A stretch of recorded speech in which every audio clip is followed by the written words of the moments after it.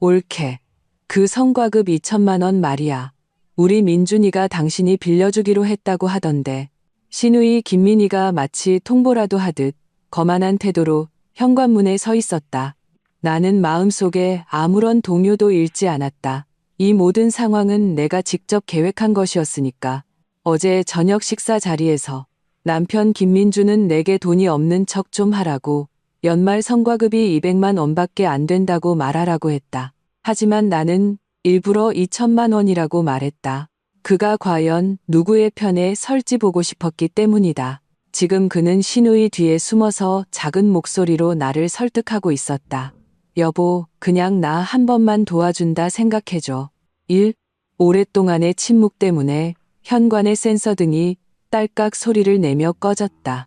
복도는 순식간에 어둠에 잠겼고 엘리베이터가 움직이는 둔탁한 소음과 스마트폰의 차가운 불빛 아래 유난히 날카로워 보이는 김민희의 얼굴만 남았다. 그녀는 문틀에 비스듬히 기대어 모든 것을 손에 쥔 듯한 자세로 입꼬리를 비틀었다. 그 표정은 나에 대한 경멸과 무시로 가득했다. 이슬비, 너 벙어리야? 우리 민준이는 동의했다는데 네가 뭔데 여기서 잘난 척이야? 내 남편 김민준. 내가 감기에 걸렸을 때 도시의 절반을 뒤져서라도 약을 사다 주던 그 남자는 지금 누나의 커다란 등 뒤에 목을 움츠리고 있었다. 그의 눈빛은 겁먹은 토끼처럼 불안하게 흔들렸고 감히 나와 눈을 마주치지 못했다. 그저 거의 들리지 않는 목소리로 중얼거릴 뿐이었다. 여보, 우리 누나가 원래 말이 좀 거칠어서 그래. 너무 신경 쓰지 마. 신경 쓰지 말라고? 당연히 신경 써야지. 오히려 고마워해야 할 판이다. 김민준의 마지막 위선까지 이렇게 빨리 벗겨주었으니까 2천만 원. 맞죠? 내 목소리는 나 자신도 놀랄 만큼 평온했다. 나는 천천히 소파에서 일어나 그들을 향해 미소까지 지어 보였다. 직장에서 수천 번은 연습했을 법한 아주 표준적인 비즈니스 미소였다. 빌려드릴 수 있어요. 김민희의 얼굴에 번지던 더위 만만한 표정이 순간 굳어졌다. 내가 이렇게 쉽게 나올 줄은 몰랐던 모양이다. 김민준도 안도의 한숨을 내쉬며 한 걸음 다가와 내 손을 잡으려 했다. 여보, 역시 당신이 최고야.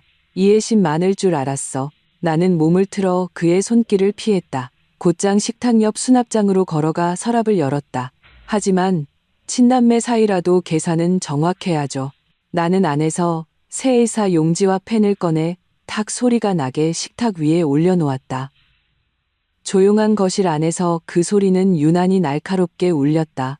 차용증부터 쓰시죠. 공기가 순간 진공 상태가 된 것 같았다. 김민희의 얼굴은 하얗게 질렸다가 붉어지고 다시 파랗게 변했다. 마치 팔레트 같았다. 차용증? 이슬비, 너 지금 무슨 소리 하는 거야? 날 남 취급하는 거야? 난 얘 친누나야. 그녀의 날카로운 목소리가 내 고막을 찢을 듯했다. 김민준이 즉시 중재에 나섰다. 그의 말투에는 애원과 난처함이 가득했다. 여보, 다 한 가족인데 무슨 차용증이야. 정 떨어진다. 누나가 잠깐 급해서 그런 거고 금방 갚을 거야. 그래요? 나는 눈을 들어 그를 지나쳐 김민희를 똑바로 쳐다봤다. 금방이 언젠데요? 한 달, 1년, 아니면 돈 생기면 갚겠다는 건가요? 김민희는 내 질문에 할 말을 잃고 눈빛을 피했다. 나는 시선을 다시 김민준에게로 돌렸다. 한때 세상에서 가장 듬직해 보였던 그 얼굴은 이제 죄책감과 곤란함으로 가득 차 있었다. 여보, 2천만 원은 작은 돈이 아니에요. 얼마 전에 우리 부모님께서 내가 요즘 프로젝트 때문에 고생하는 것 같다고 혹시 급한 일 생기면 쓰라고 따로 챙겨주신 비상금이에요. 나는 일부러 그들이 예상치 못한 미끼를 던졌다. 김민준의 동공이 순간 커지는 것을 보았다. 그는 우리 부모님이 나를 얼마나 아끼시는지 그리고 충분히 그러실 수 있다는 것을 알고 있었다. 하지만 그 말은 동시에 이 돈의 성격이 완전히 달라졌다는 것을 의미하기도 했다. 부모님이 주신 돈이니 더더욱 증거가 확실해야죠.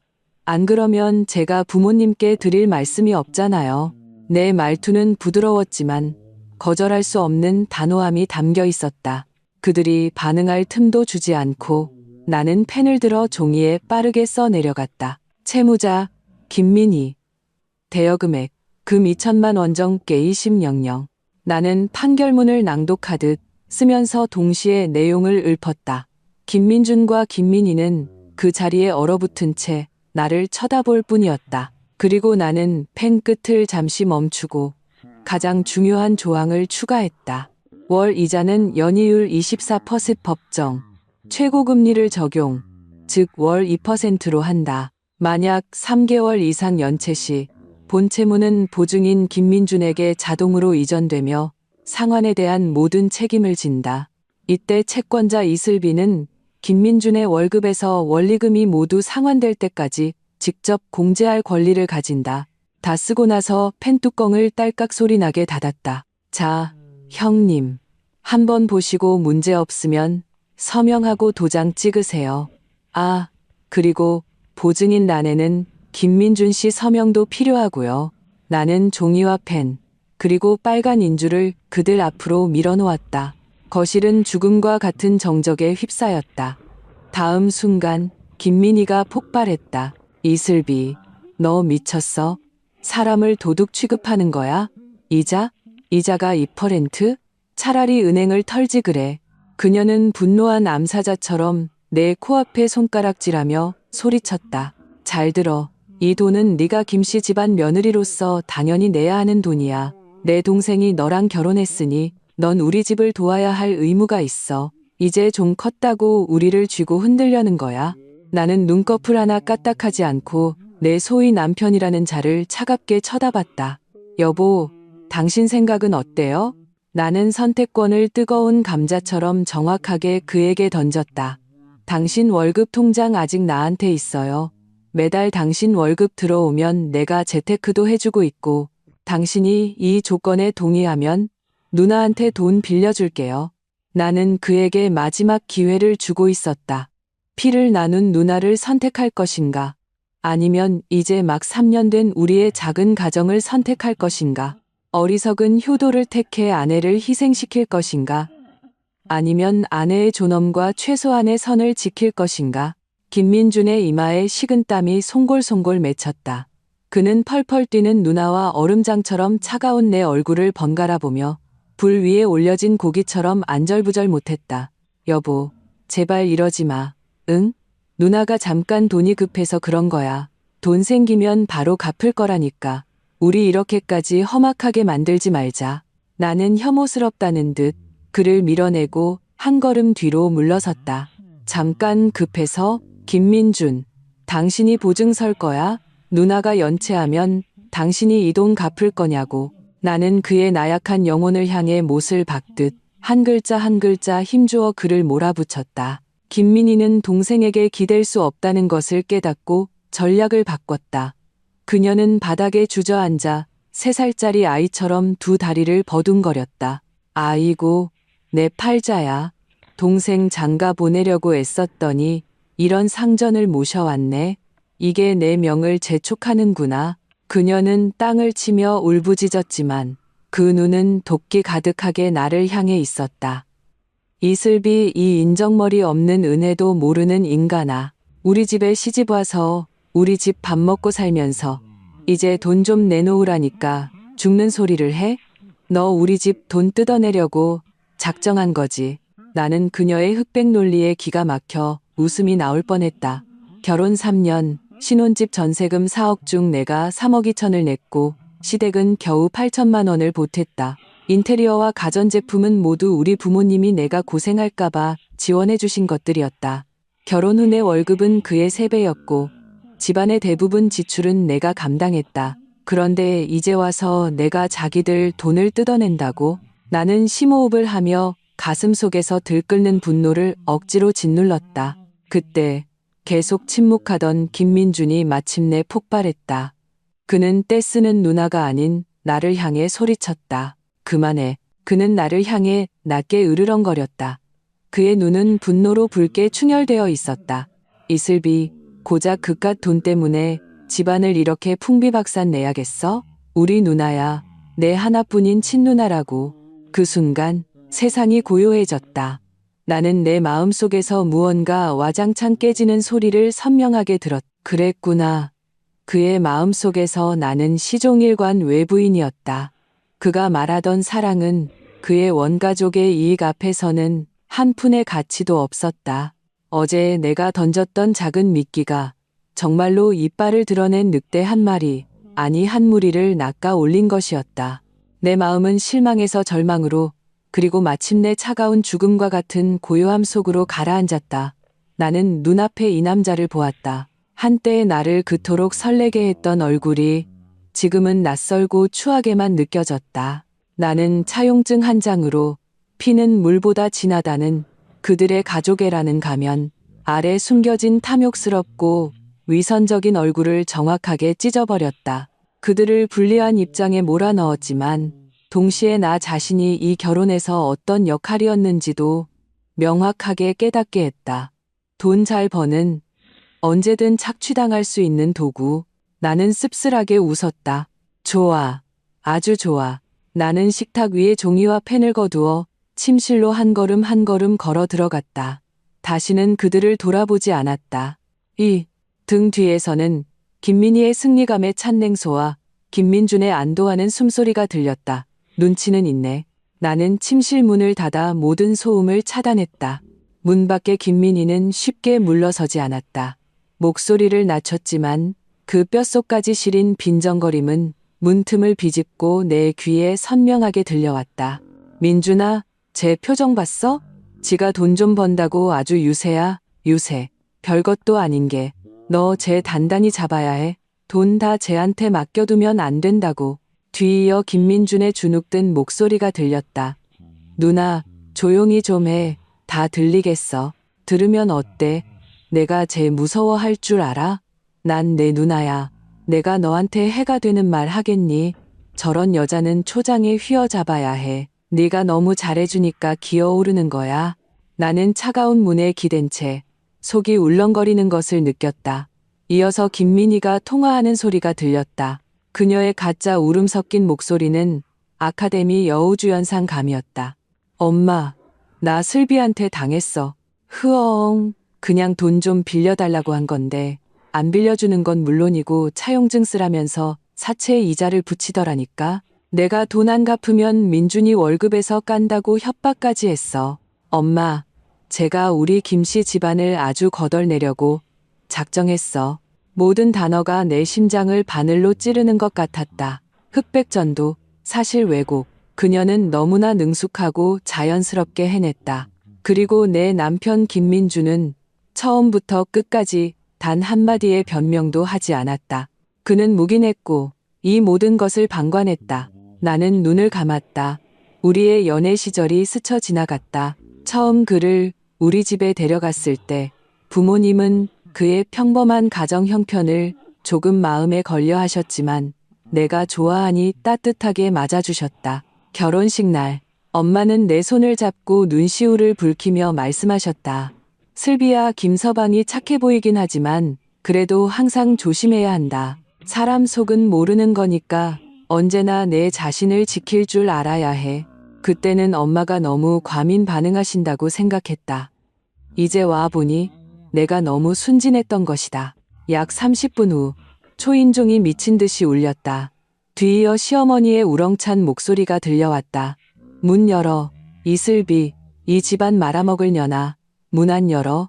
김민준이 허둥지둥 문을 열자 시어머니는 토네이도처럼 집 안으로 들이닥쳤다. 그 뒤에는 잔뜩 억울한 표정의 김민희가 따라 들어왔다. 시어머니는 굳게 닫힌 내 침실 문을 보자마자 불같이 화를 내며 문을 쿵쿵 두드리기 시작했다. 이슬비, 당장 안 튀어나와. 누가 내 딸을 괴롭히라고 했어? 우리 집안이 8대에 걸쳐 무슨 죄를 지었길래 너 같은 걸 며느리로 들여서. 김민준이 옆에서 말렸다. 엄마, 제발 좀 조용히 하세요. 이웃들 다 듣겠어요. 들으라고 해. 오늘 내가 여기서 사람들 다 모아놓고 시시비비를 가릴 테니까 세상의 며느리가 돼서 어떻게 이럴 수가 있어? 시어머니는 김민준을 뿌리치고 허리에 손을 얹은 채 내 방문 앞에 서서 내 죄목들을 줄줄이 읊기 시작했다. 하루 종일 회사 다닌다고 핑계대고 집에 와서 내 아들한테 따뜻한 밥 한 끼 차려준 적이 없어. 추석 때 친정에는 5일이나 있으면서 시댁에는 꼴랑 4일 있다가 내 마음속에 이 시댁이 있기는 한 거야. 내 딸이 지금 이렇게 힘든데 2천만 원이나 손에 쥐고 있으면서 뻔히 죽어가는 걸 보고만 있어? 너 도대체 무슨 신보야? 우리 집안이 망하길 바라는 거지. 그렇지? 모든 비난이 터무니없고 우스웠다. 내가 요리를 안 하는 건 일이 바빠서였지만 김민준도 전혀 하지 않았다. 우리는 대부분 배달 음식을 시켜 먹거나 외식을 했다. 이것은 우리가 결혼 전에 합의한 생활 방식이었다. 추석 때 친정에 하루 더 머문 것은 엄마 건강이 안 좋으셔서 조금이라도 더 곁에 있고 싶었기 때문이고, 이 또한 사전에 김민준의 동의를 구한 일이었다. 그리고 이 2천만 원에 대해서 시어머니는 김민희의 손을 잡고 눈물을 흘리며 연기했다. 내 불쌍한 딸아, 내 팔자가 왜 이렇게 기구하냐. 내 남편 돈이 우리 집 돈이지. 그럼 누구 돈이겠어? 제가 뭔데 그걸 안 빌려줘? 그 말은 내 머릿속에서 천둥처럼 울렸다. 내 남편 돈이 우리 집 돈이지. 그렇다면 내 돈도 당연히 그들 집안의 돈이라는 것이었다. 나는 벌컥 방문을 열었다. 거실에 있던 세 사람은 모두 나에게 놀랐다. 나는 아무런 표정 없이 김민준을 똑바로 쳐다봤다. 어머님. 첫째, 이 돈은 제가 번 돈이고 제 혼전 재산의 합법적인 증식분입니다. 김씨 집안과는 10원 한 장 관계없어요. 둘째, 제가 2천만 원이 있다고 누가 그러던가요? 내 목소리는 얼음장처럼 차가웠다. 김민준의 눈빛이 순간 흔들렸다. 그는 나를 피하며 입술만 달싹일 뿐 아무 말도 하지 못했다. 오히려 시어머니가 당당하게 허벅지를 탁 치며 말했다. 아직도 발뺌이야? 민준이가 다 말했어. 내가 어제 저녁상에서 내 입으로 똑똑히 말했다며. 성과급 2천만 원 받았다고. 넌 돈이 있으면서 우리 집 돕기 싫은 거야. 이 독한 것. 그랬구나. 내가 어제 일부러 흘린 그 숫자를 그는 돌아서자마자 온 가족에게 알린 것이었다. 그는 내 편에서 돈이 없는 척 해준 것이 아니라 누나와 엄마에게 정보를 흘려 나에게 돈을 뜯어내라고 부추긴 것이었다. 그는 나를 마음대로 물어뜯을 수 있는 살찐 고깃덩어리로 여겼다. 그 순간 나는 심장이 텅 비어버린 듯한 통증을 느꼈다. 찢어지는 듯한 고통이 아니라 서서히 잠식당하는 듯한 마비였다. 나는 눈앞에 이추하고 탐욕스러운 새 얼굴을 보았다. 법적으로는 내 가족이지만 지금은 나를 사냥하려는 3명의 사형 집행인 같았다. 나는 아무 말도 하지 않았다.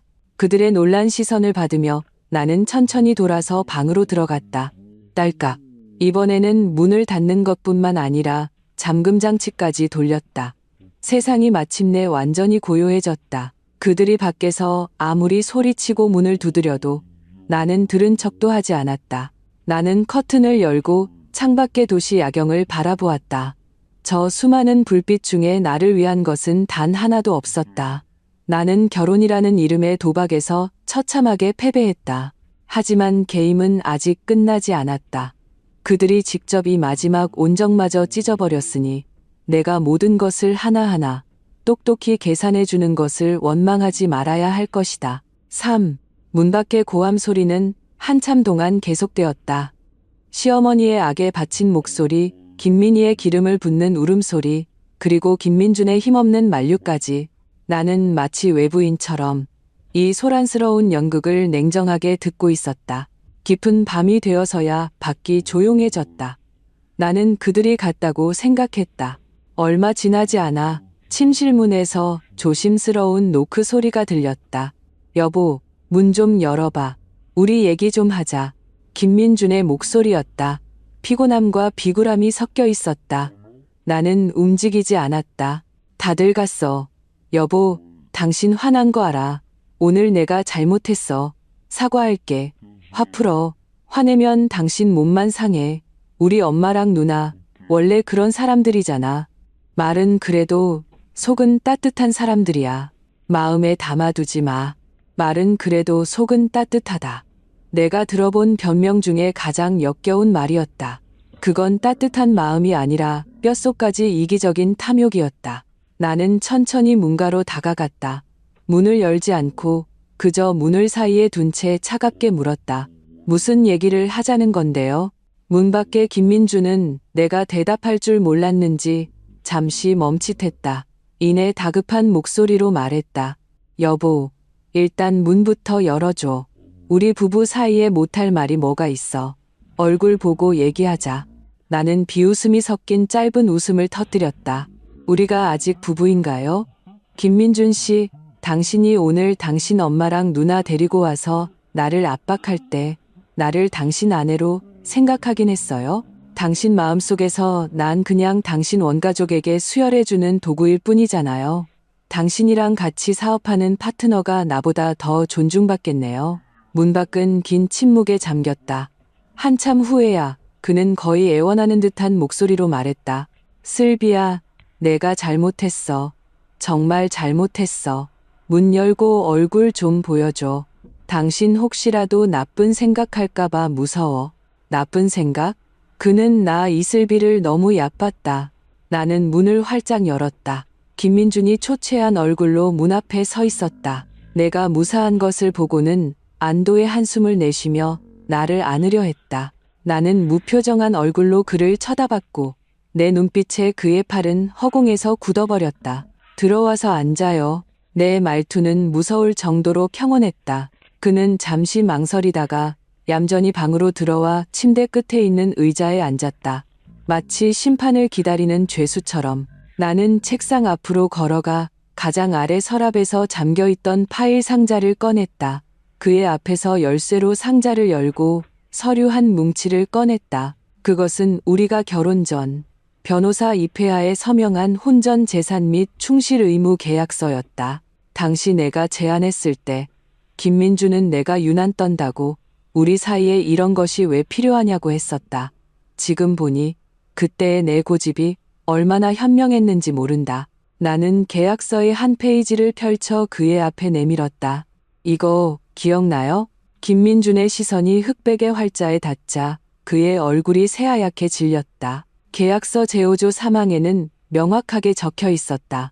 부부 쌍방은 서로 존중하고 충실해야 하며 각자의 독립적인 재산권을 존중해야 한다. 어느 일방도 어떠한 이유로든 혹은 자신의 원가족 구성원과 공모하여 상대방의 거액의 혼전 재산이나 개인 재산에 대해 협박하거나 강제로 요구할 수 없다. 이러한 행위가 발생할 경우 본 계약의 근본적인 위반으로 간주한다. 나는 손가락 끝으로 그 문장을 톡톡 두드리며 그를 쳐다봤다. 김민준 씨, 당신이 오늘 오후에 당신 어머니와 누나 김민희와 함께 나에게 한 행동이 뭐죠? 이게 계약 위반 아닌가요? 그의 입술이 파르르 떨리며 한마디도 하지 못했다. 여보, 난 그런 뜻이 아니었어. 그냥 그 사람들이 하도 그러니까 어쩔 수 없이. 나는 그를 가로막고 파일 상자에서 또 다른 눈에 띄지 않는 장부 하나를 꺼내 그의 앞 책상에 던졌다. 이것도 어쩔 수 없었던 건가요? 장부가 펼쳐지자 그 안에는 날짜와 숫자들이 빽빽하게 기록되어 있었다. 결혼 3년간 당신이 카카오톡이랑 토스통에서 몰래 누나 김민희한테 송금한 돈 총 378만 원. 당신이 어머님께 몰래 챙겨드린 용돈, 우리가 명절 때 같이 드린 건 제외하고 총 165만 원, 합계 543만 원. 모든 거래 내역에 대한 송금 캡처본이 증거로 있어요. 나는 오래전부터 의심하고 있었다. 그의 월급 통장은 내게 있었지만 그는 매달 동료 회식, 교통비, 경조사비 등 다양한 핑계로 내게 현금을 받아가거나 이체를 요구했다. 나는 그저 그가 씀씀이가 크다고만 생각했다. 그러다 어느 날 우연히 그의 휴대폰에서 누나와 나눈 대화 기록을 보고 그 돈이 모두 그의 원가족에게로 흘러들어갔다는 것을 알게 되었다. 나는 내색하지 않고 조용히 모든 증거를 모았다. 나는 그가 정신 차릴 기회를 기다리고 있었다. 안타깝게도 그런 기회는 오지 않았다. 김민주는 완전히 패닉에 빠졌다. 그는 믿을 수 없다는 듯 마치 낯선 사람을 보듯 나를 쳐다봤다. 너, 내가 어떻게, 나 뒷조사한 거야? 뒷조사한 게 아니에요. 나 자신을 지킨 거죠. 나는 그 계약서와 장부를 반박할 수 없는 두 개의 판결문처럼 그의 앞에 밀어놓았다. 김민준 씨, 우리 이혼해요. 나는 마침내 그 세 글자를 내뱉었다. 입 밖으로 꺼내는 순간 나는 전에 없던 해방감을 느꼈다. 계약에 따라 당신은 중대한 위반을 저질렀어요. 이 아파트 전세금 4억 중에 제가 3억 2천을 냈죠. 당신이 낸 8천만 원은 현금으로 돌려줄게요. 결혼 후 대출 상환금도 대부분 제 월급 통장에서 나갔어요. 전부 은행 거래 내역으로 증명 가능해요. 나는 잠시 말을 멈추고 핏기 없는 그의 얼굴을 보며 한 글자 한 글자 그의 결말을 선고했다. 그러니 김민준 씨, 당신은 빈손으로 나가세요. 안 돼. 이혼 못해. 절대 안 돼. 김민준의 반응은 내 생각보다 훨씬 격렬했다. 그는 쿵 소리를 내며 무릎을 꿇고 내 바짓가랑이를 붙잡았다. 눈물 콧물을 다 쏟아내며 애원했다. 여보, 내가 잘못했어. 정말 잘못했어. 다시는 안 그럴게. 제발 이번 한 번만 용서해줘. 난 당신 없으면 안 돼. 이 집 없으면 안 된다고. 그는 진심으로 뉘우치는 사람처럼 목 놓아 울었다. 예전 같았으면 마음이 약해졌을지도 모른다. 하지만 지금 나는 그의 눈물 젖은 얼굴을 보며 끝없는 비웃음과 역겨움만 느꼈다. 그는 나를 잃는 것이 두려운 게 아니었다. 내가 그에게 가져다 준 이 모든 것을 잃는 것이 두려운 것이다. 강남의 이 좋은 아파트, 자기보다 훨씬 높은 내 수입이 가져다 주는 안락한 삶을 잃는 것이 두려운 것이다. 나는 그의 손을 냉정하게 뿌리쳤다. 김민준 씨, 당신 눈물은 이제 나한테 아무 소용없어요.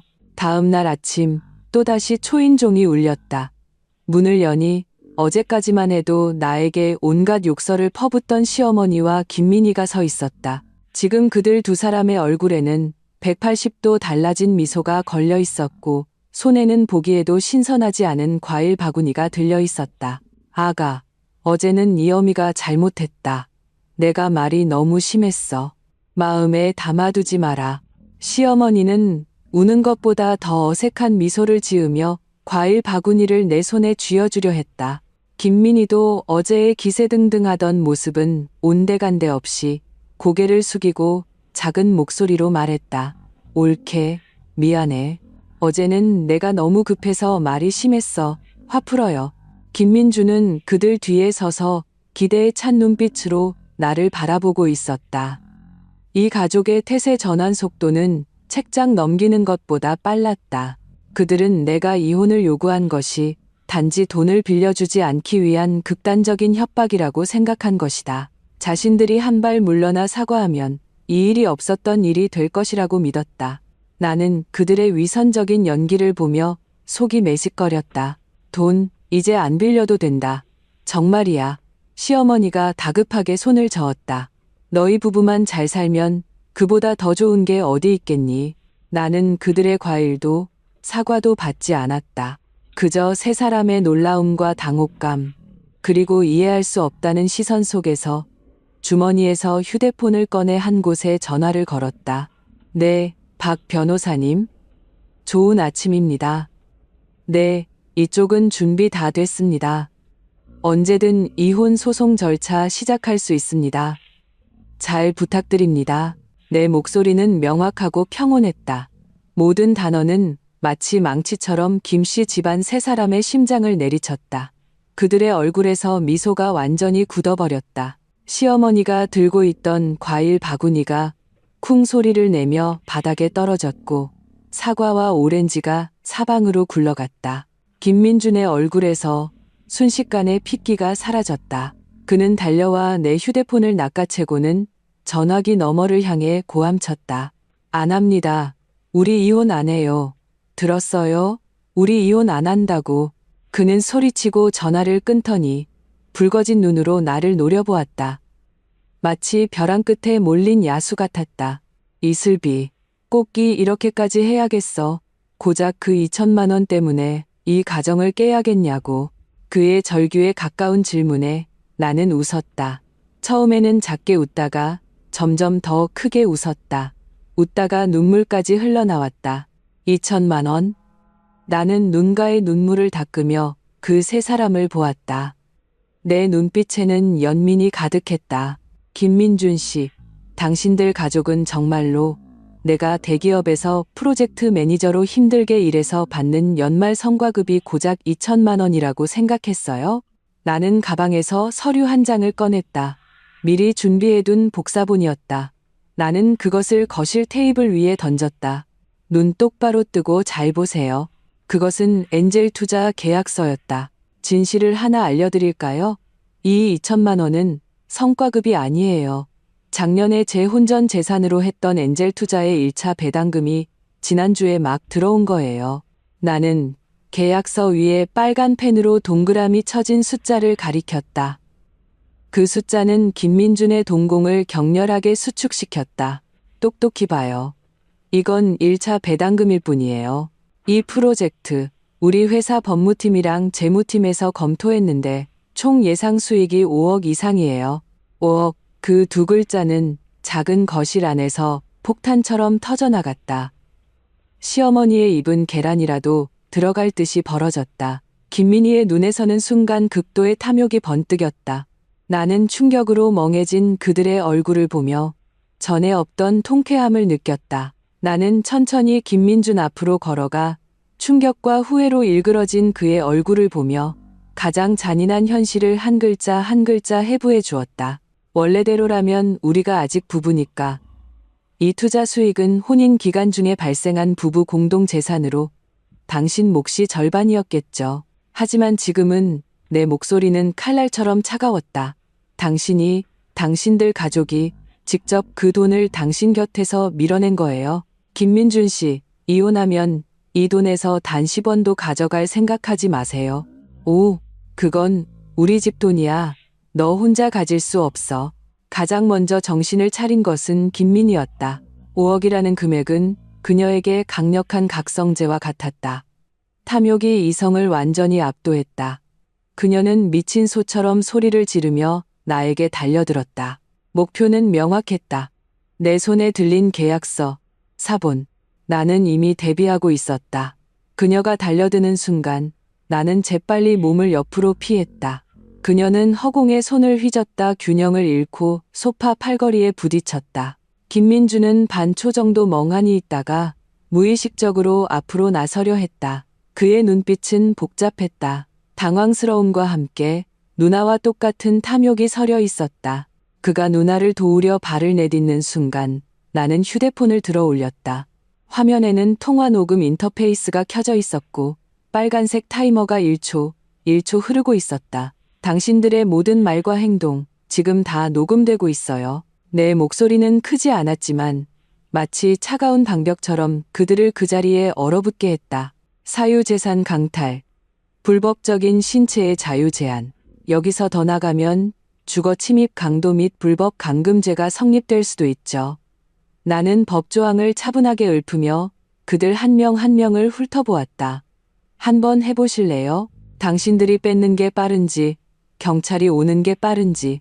허공에 뻗어있던 김민희의 손이 떨리며 천천히 내려왔다. 김민준의 발걸음도 그 자리에 멈췄고 얼굴은 파랗게 질렸다. 시어머니는 모든 기력을 잃은 듯 다리에 힘이 풀려 바닥에 주저앉았다. 입으로는 계속해서 5억, 내 5억, 내 손주, 내 금쪽 같은 손주 라고 중얼거렸다. 그제야 나는 깨달았다. 그녀가 말하는 금쪽 같은 손주는 김민희의 초등학생 아들이었다. 원래 그들의 계획은 나에게서 돈을 뜯어내 그 귀한 손주를 위해 쓰는 것이었다. 김민주는 완전히 무너졌다. 그는 위장도, 애원도 포기했다. 붉게 충혈된 그의 눈에는 위협과 히스테리만이 남아있었다. 그는 몇 걸음에 내게 다가와 내 팔을 세게 움켜쥐었다. 뼈가 으스러질 듯한 힘이었다. 이슬비, 이렇게까지 잔인하게 굴지 마. 돈 내놔. 그 투자 프로젝트 넘기라고. 그러면 우리 이혼 안 하고 다시 잘 지낼 수 있어. 그는 마침내 속내를 드러냈다. 내가 돈만 내놓으면 아무 일도 없었던 것처럼 지낼 수 있다는 것이었다. 나는 그가 잡은 내 손을 차갑게 내려다보았다. 한때 내 눈물을 다정하게 닦아주던 그 손이 지금은 역겹게만 느껴졌다.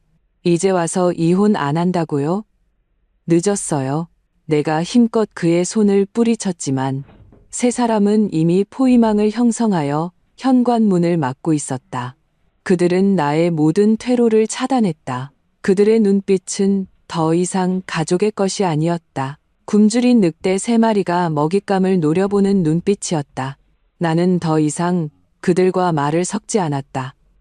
휴대폰의 단축키를 눌러 바로 경찰에 신고했다. 네, 110이죠? 신고하려고 합니다. 주소는 서울시 강남구 XX 아파트 지공동 555호입니다. 제 남편과 그의 가족들이 제 개인 재산을 빼앗으려 하고 제가 집 밖으로 나가지 못하게 신체의 자유를 제한하고 있습니다. 내 목소리는 떨림없이 명확하고 침착했다. 거실의 세 사람은 내 행동에 완전히 얼어붙었다. 그들은 내가 정말로 경찰에 신고할 줄은 상상도 못했을 것이다. 그들의 눈에는 이것이 그저 집안일에 불과했으니까. 김민준이 믿을 수 없다는 듯 나를 쳐다봤다. 너 신고를 해? 그럼요? 당신들이 날 묶어놓고 돈 내놓으라고 협박할 때까지 기다려요? 나는 차갑게 비웃었다. 경찰은 생각보다 빨리 도착했다. 초인종이 울렸을 때 김씨 집안 세 사람의 얼굴은 잿빛이 되었다. 내가 문을 열자 제복을 입은 경찰관 2명이 서 있었다. 나는 경찰 앞에서 방금 일어난 모든 일을 차분하고 명확하게 진술했다. 그리고 내 휴대폰의 녹음 파일도 보여주었다. 경찰관님, 여긴 제 집입니다. 하지만 지금 이 사람들이 저를 나가지 못하게 막고 있습니다. 저는 신변의 위협을 느끼고 있습니다. 경찰의 표정이 심각해졌다. 그들은 김씨 집안 세 사람을 향해 엄중하게 구두 경고를 했다. 가정 불화가 있더라도 타인의 신체의 자유를 제한하고 재물을 강탈하는 것은 명백한 위법 행위입니다. 문제는 법원에 가서 해결하세요. 집에서 이렇게 물리력을 행사하는 게 아닙니다. 경찰이 중재하는 틈을 타 나는 재빨리 침실로 돌아가 문을 잠갔다. 단 10분 만에 캐리어 하나를 꾸렸다. 그 안에는 내게 가장 중요한 것들만 들어있었다.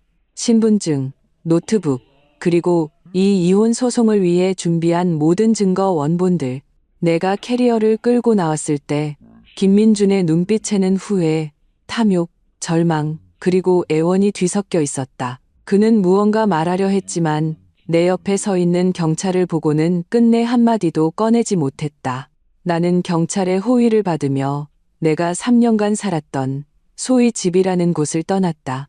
아파트 현관을 나서자 겨울 햇살이 몸 위로 쏟아졌지만 따뜻함은 느껴지지 않았다. 하지만 나는 알았다. 나는 이제 자유로워졌다는 것을. 익숙한 창문을 한번 돌아보았다. 진정한 전쟁은 이제 막 시작되었음을 직감했다. 6. 나는 레지던스 호텔에 거처를 정하고 즉시 변호사에게 연락해 정식으로 이혼 소송 절차를 시작했다. 그 후 며칠간 내 휴대폰은 불이 날 지경이었다. 김민준, 김민희, 시어머니가 번갈아가며 전화를 걸어왔다. 처음에는 위협과 욕설을 퍼붓다가 나중에는 울며불며 애원했다. 나는 더 이상 시달리기 싫어. 그들 모두의 전화번호와 카카오톡을 차단해버렸다. 세상이 조용해졌다. 하지만 김민희의 성격상 그가 결코 쉽게 물러서지 않을 것임을 알고 있었다. 예상은 빗나가지 않았다. 수요일 오후 내가 사무실에서 동료들과 새로운 프로젝트 기획안을 논의하고 있을 때 안내 데스크 직원이 난처한 얼굴로 달려왔다. 이 팀장님, 밖에 어떤 여성분이 찾아오셨는데 팀장님 신우이라고 하시네요. 심장이 덜컥 내려앉았다. 올 것이 왔구나. 회사 로비로 나가자 아직 모습이 보이기도 전에 김민희의 날카롭고 귀에 거슬리는 울음소리가 들려왔다. 여러분, 와서 보세요. 바로 이 여자예요. 이 여자가 우리 집 돈을 노리고 사기 결혼을 했어요. 김민희는 머리를 풀어헤친 채 안내 데스크 앞바닥에 주저앉아 허벅지를 치며 오가는 동료들과 고객들을 향해 울부짖었다. 이 여자가 우리 부부 공동재산을 몰래 빼돌리고 이제 돈 좀 생겼다고 제 동생을 헌신짝처럼 버리려고 해요. 심지어 저희 엄마는 충격으로 쓰러져서 병원에 누워 계세요. 저 여자는 사람의 탈을 쓴 악마예요. 악마. 순간 모든 사람의 시선이 내게 쏠렸다. 호기심, 놀라움, 경멸, 그리고 동정. 나는 동료들이 등 뒤에서 수군거리는 것을 느낄 수 있었다. 세상에, 이 팀장님 평소에는 되게 온화해 보였는데 사람 속은 모른다더니 돈 때문에 시어머니를 쓰러지게 하다니 너무 독하다. 직장에서 이런 사적인 분쟁은 특히 여성의 커리어에 치명적인 타격을 줄 수 있다. 김민희의 수는 비열하고 악랄했다. 내 직속 상사인 린다 본부장님이 소식을 듣고 달려왔다. 그녀는 나를 한쪽으로 데려가 심각한 표정으로 물었다. 슬비 씨, 이게 어떻게 된 일이에요? 회사 차원에서 대응이 필요할까요? 나는 심호흡을 하며 치밀어 오르는 분노와 역겨움을 억눌렀다. 나는 당황하지도 김민희에게 달려가 맞서 싸우지도 않았다. 그저 차분하게 린다 본부장님께 말했다. 본부장님, 5분만 시간을 주세요. 제가 처리하겠습니다. 회사에 무리를 일으켜 정말 죄송합니다. 말을 마친 나는 자리로 돌아가 컴퓨터를 켰다. 휴대폰에 미리 정리해 두었던 파일들을 신속하게 하나의 PDF로 만들었다. 그 안에는 김민준과 체결한 혼전 재산 및 충실 의무 계약서 스캔본, 그가 3년간 가족에게 몰래 송금한 은행 거래 내역과 대화 기록 캡처본, 내가 경찰에 신고했던 날의 출동 기록 사진, 그리고 방금 전 김민희가 회사 로비에서 난동을 부리는 모습이 담긴 전체 영상이 포함되어 있었다. 나는 로비로 나가기 전 안내 데스크에 미리 녹화를 부탁했다. 나는 이 파일을 회사 내부 메일로 린다 본부장님과 인사팀장님께 동시에 발송했다. 메일 제목은 프로젝트 매니저 이슬비에 대한 악의적 비방 사건 경위 보고였다. 모든 조치를 마친 후에야 나는 다시 로비로 걸어 나갔다. 김민희는 내가 나오자 더욱 악을 쓰며 울부짖었다. 거의 숨이 넘어갈 지경이었다. 나는 그녀 앞에 서서 온기 없는 눈으로 그녀를 내려다보았다. 김민희 씨, 이제 그만하시죠. 그녀는 나의 침착함에 놀랐는지 울음소리를 잠시 멈췄다. 여기는 당신이 드러누워 때를 쓸 수 있는 시장 바닥이 아니라 회사입니다. 당신이 나에 대해 내뱉은 모든 모욕적인 말들은 전부 녹화되었습니다. 나는 휴대폰을 흔들어 보였다. 나는 방금 이 모든 증거, 당신의 이 멋진 연기까지 포함해서 우리 회사 법무팀과 임원진에게 모두 발송했습니다. 그리고 경찰에도 이미 신고했고요. 나는 입구 쪽을 가리켰다. 경찰이 곧 도착할 겁니다. 그때 가서 업무방해와 명예훼손 혐의로 끌려가시겠어요? 아니면 지금이라도 스스로 체면을 차리고 떠나시겠어요? 선택하세요. 김민희는 완전히 넋이 나갔다. 그녀는 내가 보통 여자들처럼 창피해하거나 아니면 자신과 머리채를 잡고 싸울 것이라고 생각했을 것이다. 내가 이렇게까지 침착하게 대응할 줄은 꿈에도 몰랐을 것이다. 그때 회사의 보안 요원 몇 명이 다가왔다. 린다 본부장님은 멀지 않은 곳에 서서 나를 향해 우리는 당신을 지지한다는 제스처를 취했다. 그녀는 분명 내가 보낸 메일을 다 읽은 모양이었다. 이 여성분, 즉시 퇴거해 주십시오. 불응시 강제 조치를 취하겠습니다. 보안팀장이 김민희에게 최후 통첩을 날렸다. 김민희는 여전히 버티며 입에 담지 못할 욕을 했지만 곧 건장한 보안 요원 2명에게 양팔이 붙들려 회사 밖으로 끌려나갔다. 그녀가 끌려나가는 순간 경찰이 마침 도착했다. 한바탕 소동은 나의 침착하고 효율적인 대처로 신속하게 마무리되었다. 나는 주변의 동료들을 향해 가볍게 고개를 숙였다. 제 개인적인 일로 업무에 방해를 드려 죄송합니다. 더 이상 아무도 나를 이상한 눈으로 보지 않았다. 오히려 평소 나와 친하게 지내던 몇몇 여직원들은 나에게 칭찬과 존경의 눈빛을 보냈다. 아까 나를 독하다고 말했던 동료도 조용히 고개를 숙였다. 린다 본부장님이 다가와 내 어깨를 두드렸다. 슬비 씨, 아주 잘 처리했어요. 프로답네요. 회사는 당신이 법적인 절차를 통해 문제를 해결하는 것을 지지합니다. 필요한 게 있으면 언제든 말해요. 나는 고개를 끄덕였다. 마음속에 따뜻한 기운이 퍼졌다. 그 순간 나는 깨달았다. 내가 허리를 꼿꼿이 펴고 이성과 실력으로 나 자신을 지킬 때 내가 얻는 것은 비난이 아니라 존중이라는 것을. 김민희는 여론을 이용해 내 직장 생활을 망치려 했지만 오히려 회사 내에서 부드럽지만 절대 만만하지 않은 강인한 이미지를 확실하게 구축하는 계기가 되었다. 7. 김민희가 회사에서 한바탕 난리를 친 후 김민준 측은 완전히 조용해졌다.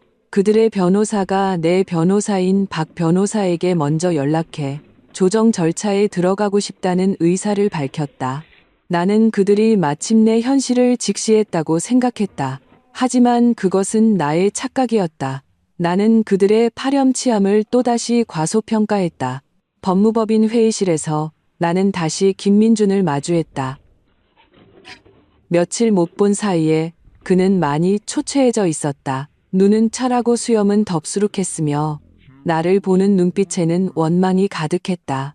그의 변호사, 영악해 보이는 중년의 남자가 입을 열었다. 이슬비 씨, 저희 의뢰인의 뜻은 부부의 연을 맺었으니 좋게 헤어지자는 것입니다. 다만 이 아파트는 두 분의 혼인 기간 중에 취득한 것이므로 부부 공동재산에 해당합니다. 따라서 공평하게 분할해야 마땅합니다. 내가 입을 열기도 전에 내 변호사인 박 변호사가 웃으며 서류 뭉치를 상대방 앞으로 밀었다. 장 변호사님, 아마 저희가 제출한 증거, 자료를 아직 자세히 못 보신 것 같습니다. 이 아파트 전세금 4억 중 3억 2천만 원은 결혼식 바로 전날 저희 의뢰인 이슬비 씨의 개인 계좌에서 건설사 계좌로 한 번에 이체되었습니다. 이는 명백한 이슬비 씨의 개인 혼전 재산입니다. 박 변호사는 잠시 말을 멈췄다. 나머지 8천만 원은 물론 김민준 씨가 낸 것이 맞습니다. 저희도 그 점은 부정하지 않습니다. 하지만 그 8천만 원의 성격에 대해서는 저희가 따져볼 부분이 있습니다. 박 변호사는 또 다른 서류를 꺼냈다.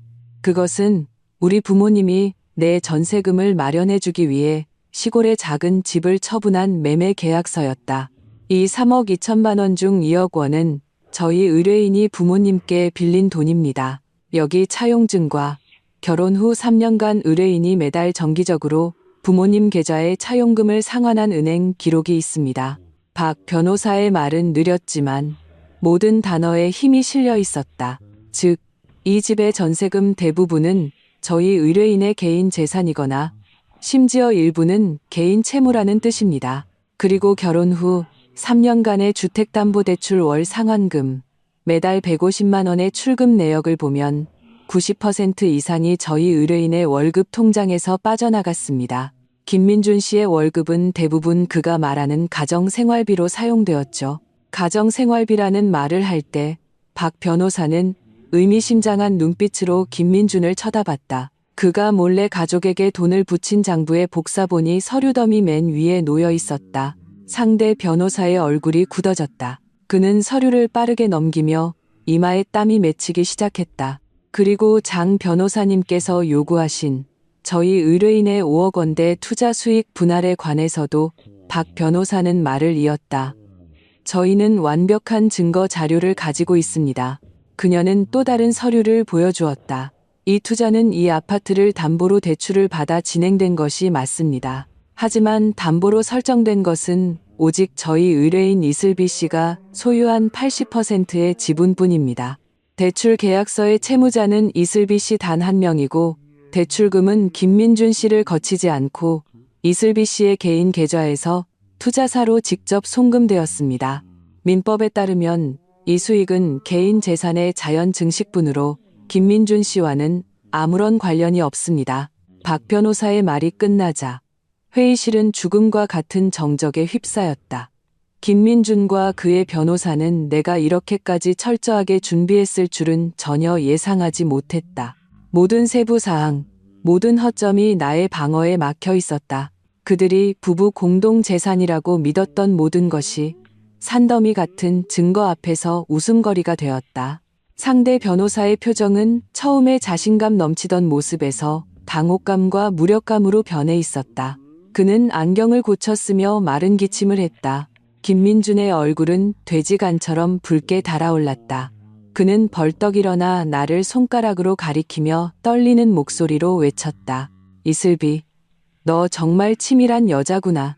너 결혼 첫날부터 날 계산하고 있었던 거야. 나는 마침내 고개를 들어 그를 정면으로 바라보았다. 분노와 불만으로 일그러진 그의 얼굴을 보며 나는 평온하게 입을 열었다. 김민준 씨, 틀렸어요. 내가 결혼 시작부터 당신을 계산한 게 아니에요. 우리 부모님께서 어릴 때부터 제게 가르치셨어요. 여자는 독립적이어야 하고 자기 자신을 지킬 능력과 의식이 있어야 한다고요. 운명은 항상 자기 손에 쥐고 있어야 하고 만일의 사태에 대비해야 한다고요. 특히 분별력 없고 책임감도 없으며 언제든 원가족을 위해 당신을 희생시킬 수 있는 파트너를 만났을 때는 더더욱요. 지금 보니 우리 부모님은 정말 해안이 있으셨네요. 내 말은 그의 뺨을 후려치는 날카로운 채찍과 같았다. 그는 몸을 휘청이며 의자에 주저앉았고 더 이상 아무 말도 하지 못했다. 그날의 조정은 상대방의 완패로 끝났다. 법무법인을 나서자 김민준이 주차장에서 나를 막아섰다. 그는 회의실에서의 기세등등한 모습도 이전에 애원하는 모습도 아니었다. 그저 붉게 충혈된 눈으로 나를 보며 쉰 목소리로 말했다. 슬비야, 우리 정말 돌이킬 수 없는 거야. 말해줘.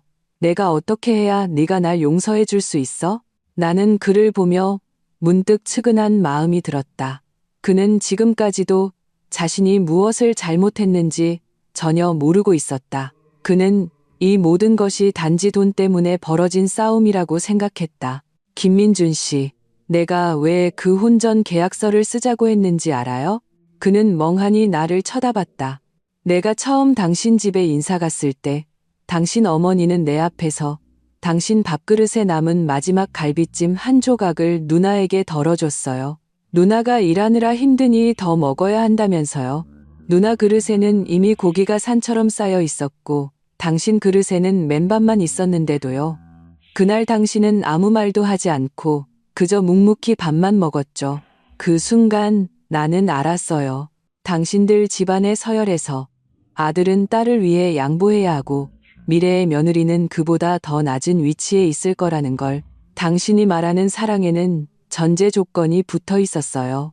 바로 당신 원가족의 이익을 조금이라도 침해해서는 안 된다는 것. 나는 그런 도박을 하고 싶지 않았어요. 감당할 수 없었으니까. 나는 차 문을 열고 운전석에 앉았다.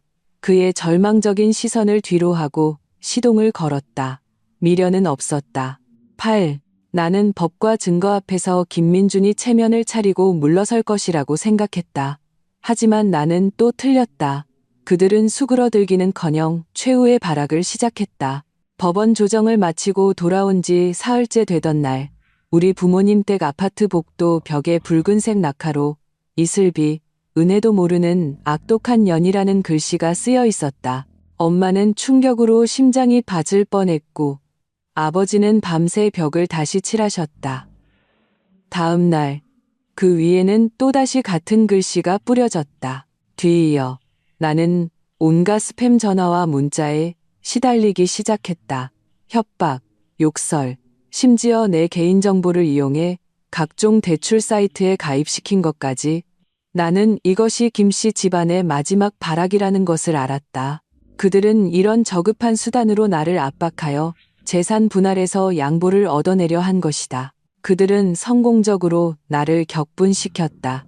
아버지가 지친 목소리로 집 문 앞에 또 쓰레기가 쌓여 있다고 말씀하셨을 때 내 마음속의 마지막 망설임과 인내는 완전히 끊어졌다. 너희들이 그렇게 나온다면 나도 더는 봐주지 않겠다. 나는 전화를 끊고 즉시 박 변호사에게 연락해 믿을 만한 사설 탐정을 소개해달라고 부탁했다. 내 요구는 단 하나였다. 시누이 김민희와 그 남편에게 최근 무슨 일이 있었는지, 왜 그렇게 급하게 2천만 원을 필요로 했는지 알아봐 주세요. 결과뿐만 아니라 증거도 필요합니다. 박 변호사의 일처리는 신속했다. 다음 날 탐정에게서 연락이 왔고 나는 적지 않은 비용을 지불했다. 조사 결과는 생각보다 빨리 나왔다. 사흘째 되던 날 밤, 내 이메일로 상세한 조사 보고서가 도착했다. 보고서의 내용은 나를 경악하게 했다. 김민희의 남편, 나의 그 형부는 해외 온라인 도박 사이트에 빠져 있었다. 작년부터 계속 돈을 잃었고 이미 5천만 원 이상을 탕진한 상태였다. 집안의 재산을 모두 날린 것은 물론 사채까지 끌어다 쓴 것이었다. 이번에 김민희가 그렇게 다급하게 2천만 원을 요구했던 것은 사채업자들이 마지막 통첩을 날렸기 때문이었다. 돈을 갚지 않으면 아들 학교에 찾아가 행패를 부리고 남편의 다리를 부러뜨리겠다고 협박한 것이다. 보고서에는 명확한 증거들이 첨부되어 있었다. 형부가 서명한 사채 계약서 사진, 협박 문자 캡처본, 그리고 그가 밤늦게 길가에서 문신을 한 남자들과 거래하는 모습이 담긴 CCTV 영상까지. 그랬구나. 나는 증거들을 보며 가슴속에 분노가 서서히 가라앉고 그 자리를 차가운 쾌감이 채우는 것을 느꼈다. 김민희, 당신 아들과 가정이 그렇게 소중했지. 나는 가장 결정적인 증거들, 즉 사채 계약서 사진과 협박 문자, 캡처본을 새로 만든 익명의 이메일 계정으로 김민희의 시아버지, 평생 초등학교 교사로 재직하며 체면과 가풍을 가장 중시하는 그분께 발송했다. 모든 일을 마친 후 나는 김민준에게 문자 메시지를 보냈다. 그를 차단한 후 처음으로 보내는 연락이었다.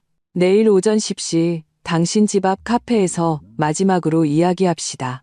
어머님과 누나도 같이 나오세요. 시간 지나면 기회는 없습니다. 다음 날 나는 약속 시간보다 먼저 카페에 도착해 창가 조용한 자리에 앉았다. 10시 정각 김씨 집안 세 사람이 나타났다.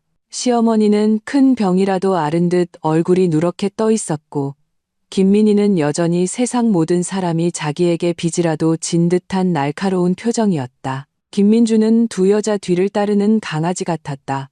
그들이 자리에 앉자마자 시어머니가 병약함과 위협이 섞인 목소리로 선수를 쳤다. 이슬비, 내가 우리 가족을 다 죽여야 속이 시원하겠니? 난 이미 마음 정했다. 내가 계속 이렇게 나오면 나 내 회사 옥상에서 뛰어내릴 거야. 너 평생 시어미 잡아먹은 년이라는 소리 들으면서 살게 할 거라고. 김민희도 옆에서 거들었다. 우리 엄마한테 무슨 일 생기면 내가 너 가만 안 둬. 나는 그들의 연극에 반응하지 않았다. 그저 가방에서 사진이 든 봉투를 꺼내 천천히 김민희 앞으로 밀었다. 형님, 형부께서 요즘 운이 별로 안 좋으신가 봐요?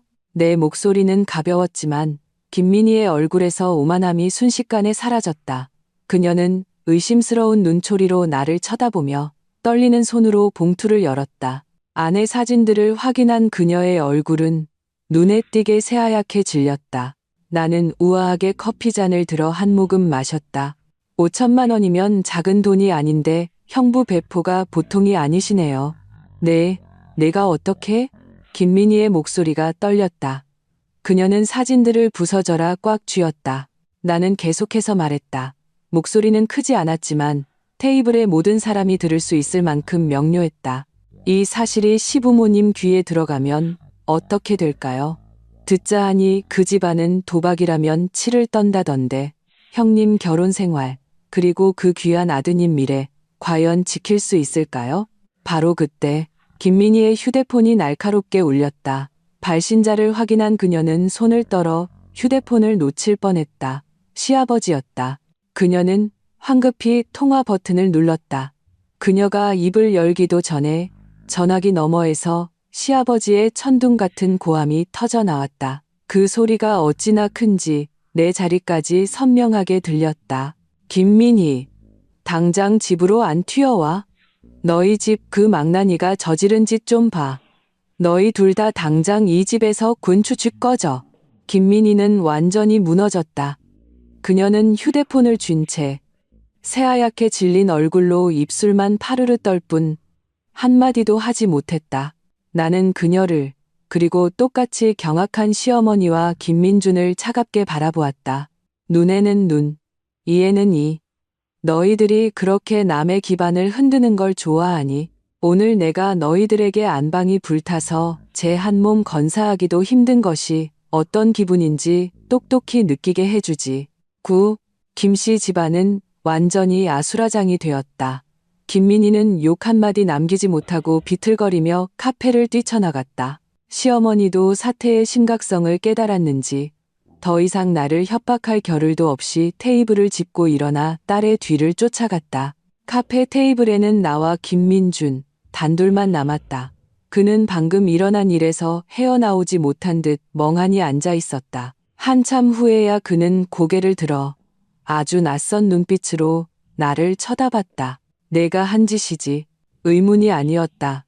확신에 찬 단정이었다. 나는 담담하게 인정했다.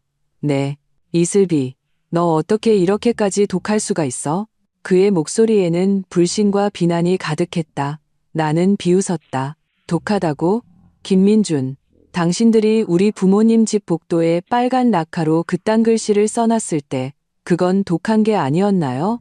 우리 부모님 집 문 앞에 쓰레기를 쌓아두고 엄마를 쓰러지기 직전까지 몰고 갔을 때 그건 독한 게 아니었나요? 김민희가 내 회사에 찾아와 행패를 부리고 내 커리어와 명예를 망치려고 했을 때 그건 독하지 않았나요? 난 그저 당신들이 했던 짓을 조금 더 세련된 방식으로 돌려줬을 뿐이에요. 왜 당신들은 불을 질러도 되고 나는 등불 하나 켜면 안 되는 건가요? 나의 모든 반문은 그를 침묵하게 했다. 그는 입을 열었지만 결국 싸움에서 진 닭처럼 고개를 떨굴 뿐이었다. 그는 더 이상 내게 조건을 내걸 자격이 없었다. 김민희 쪽은 남편의 거액 도박 빚 사실이 완전히 드러나면서 시댁이 발칵 뒤집혔다. 남편은 집에서 쫓겨나 행방불명이 되었고 그녀 자신도 사실을 알고도 숨기고 친정에서 돈을 빼내 빚을 메우려 했다는 사실이 밝혀져 시부모의 감시를 받게 되었다. 결혼 생활은 파탄 직전에 이르렀다. 시어머니는 딸에게 기댈 수 없게 되자 아들마저 빈털터리가 될 위기에 처한 것을 보고는 충격으로 정말 뇌졸중으로 쓰러졌다. 심각하지는 않았지만 반신불수가 되어 장기적인 간병이 필요하게 되었다. 사태 수습에 정신이 없던 김민주는 병원, 누나 집, 그리고 나 사이를 며칠간 오가다 마침내 현실을 직시했다. 그는 박 변호사에게 먼저 연락해 내가 제시한 모든 이혼 조건을 수용하겠다고 밝혔다. 이혼 합의는 신속하게 이루어졌다. 아파트는 내 소유가 되었고 나는 그가 냈던 전세금 8천만 원과 결혼 후 공동으로 상환한 대출금 중 그의 지분 일부를 일시불로 보상해 주었다. 공동예금은 내가 그가 원가족에게 몰래 재산을 빼돌린 증거를 제출하자 법원이 나의 주장을 받아들여 그는 한 푼도 받지 못했을 뿐만 아니라 그가 빼돌린 500여만 원을 오히려 내게 반환해야 했다. 결국 그는 거의 빈손으로 쫓겨나는 셈이 되었다. 이혼 서류에 도장을 찍던 날 우리는 가정법원 앞에서 헤어졌다. 하늘에서는 가는 비가 내리고 있었다. 마치 나의 죽어버린 결혼을 애도하는 듯했다. 그가 갑자기 내 팔을 붙잡았다. 슬비야. 돌아보니 그의 눈은 붉게 충혈되어 있었다. 나 후회해. 요 며칠 엄마가 입원하고 누나는 정신이 없는데 아무도 나한테 힘들지 않냐고 물어봐 주지 않았어. 아무도 나한테 따뜻한 물 한 잔 건네주지 않더라고. 그때 알았어. 이 집에서 진심으로 나한테 잘해준 사람은 너뿐이었다는 걸. 내가 개자식이었어. 내가 분별력이 없었어. 내가 눈이 멀었었어. 제발 다시 한 번만 기회를 주면 안 될까? 나 아무것도 필요 없어. 너만 있으면 돼. 나 바뀔게. 정말 뭐든지 다 바꿀게. 그는 아이처럼 울었다. 뒤늦은 그의 애틋함은 지금은 잡초보다도 가치가 없었다. 나는 아무런 감정 없이 그를 바라보았다. 김민준 씨, 기회는 있었어요. 당신이 누나를 위해 나에게 소리쳤을 때 기회는 사라졌어요. 당신이 내 성과급 액수를 온 가족에게 알려 그들이 나를 공격하게 만들었을 때 기회는 사라졌어요. 당신이 당신 엄마가 나를 모욕하고 당신 누나가 내 명예를 훼손하는 것을 묵인했을 때 그 기회는 이미 당신 손으로 직접 묻어버린 거예요. 나는 그의 손을 뿌리치고 마침 길가에 도착한 카카오 택시에 올라탔다. 다시는 그를 돌아보지 않았다. 차가 출발하고 사이드미러 속에서 그는 땅바닥에 주저앉아 고통스러워하고 있었다. 그의 모습은 빛 속에서 점점 작아지다 마침내 희미한 점이 되어 사라졌다. 나는 차창을 닫고 휴대폰을 꺼내 그의 번호를 찾아 망설임 없이 차단 버튼을 눌렀다. 나중에 듣기로 시어머니는 퇴원 후 거동이 불편해지면서 성격도 유난히 괴팍해졌다고 한다. 김민희는 제 코가 석자라 어머니를 돌볼 책임은 자연스레 모두 김민준에게 돌아갔다. 그는 결국 다니던 멀쩡한 직장을 그만두고 집 근처 작은 식당에서 아르바이트를 하며 변덕스러운 어머니를 돌보는 신세가 되었다고 한다. 그의 삶은 엉망진창이 되었다. 그리고 나는 하늘이 이렇게 맑고 청명했던 적이 있었나 싶을 만큼 상쾌했다. 10. 이혼 후 첫 달, 내가 가장 먼저 한 일은 그 지긋지긋한 기억이 담긴 아파트를 파는 것이었다. 입지가 좋아 집은 금방 팔렸고 가격도 꽤 괜찮게 받았다. 두 번째 달, 내가 투자했던 프로젝트의 제품이 조기에 출시되어 시장 반응이 폭발적이면서 2차 투자를 유치하게 되었다. 나의 엔젤 투자 지분은 한 대기업의 프리미엄을 받고 매각되었고 최종적으로 내 손에 들어온 배당금은 예상보다 훨씬 많은 거의 50억 원에 가까운 금액이었다. 나는 그 돈으로 오랫동안 눈여겨봤던 강남의 한 고급 주상복합 아파트 60평형을 전액 현금으로 매입했다. 매매 계약서에 서명한 날, 나는 곧장 포르쉐 매장으로 가 오랫동안 내 드림카였던 빨간색 718 박스터를 계약했다. 모든 절차를 마치고 나는 새 차를 몰아 새 집으로 향했다. 텅 빈 집안에서 거대한 통유리창 너머로 서울에서 가장 화려한 야경이 펼쳐져 있었다. 그 순간 나는 사진을 한 장 찍었다. 새 차, 새 집 열쇠, 그리고 나 자신을 모두 담아 인스타그램에 올렸다. 새로운 삶, 새로운 시작. 좋았던 나빴던 과거의 모든 경험에 감사합니다. 나는 아무도 차단하지 않았다. 김민준도, 김민희도 볼 수 있다는 것을 알았다. 피드는 순식간에 폭발했다. 친구들은 앞다투어 좋아요를 누르고 댓글을 남겼다. 이사 축하해. 새 차도 너무 예쁘다. 영앤 리치 앤 프리티. 언니, 저도 좀 데려가요. 나는 진심 어린 축하 메시지들을 보며 활짝 웃었다. 그 후의 나날들은 온전히 일과 나 자신에게 집중하는 시간이었다. 최고의 디자이너에게 인테리어를 맡기고 PT를 끊었으며 주말마다 플라워 클래스와 유화 수업을 들었다. 나의 삶의 질과 정신 상태는 질적으로 달라졌다. 나는 더 이상 퇴근 후 남편의 눈치를 보고 주말에는 까다로운 시댁 식구들을 상대해야 하는 억압된 주부가 아니었다. 나는 오직 나 자신을 위해 사는 여왕이 되었다. 운동하고 여행하고 새로운 친구들을 사귀면서 나는 마치 환골탈태한 것처럼 활력이 넘쳤다. 엄마가 나를 보러 오셨을 때 밝고 화사한 내 새 집과 내 모습을 보며 내 손을 잡고 눈시울을 붉히셨다. 슬비야, 네가 지금 이렇게 잘 지내는 걸 보니 엄마는 이제 마음이 놓인다. 나는 엄마를 안아드리며 말했다. 지금처럼 행복하고 자유로웠던 적은 없었다고. 나를 갉아먹는 사람을 떠나는 것이 정말로 인생을 완전히 비상하게 만든다는 것을 깨달았다. 그리고 이것이야말로 그 가족에게 할 수 있는 최고의 복수였다.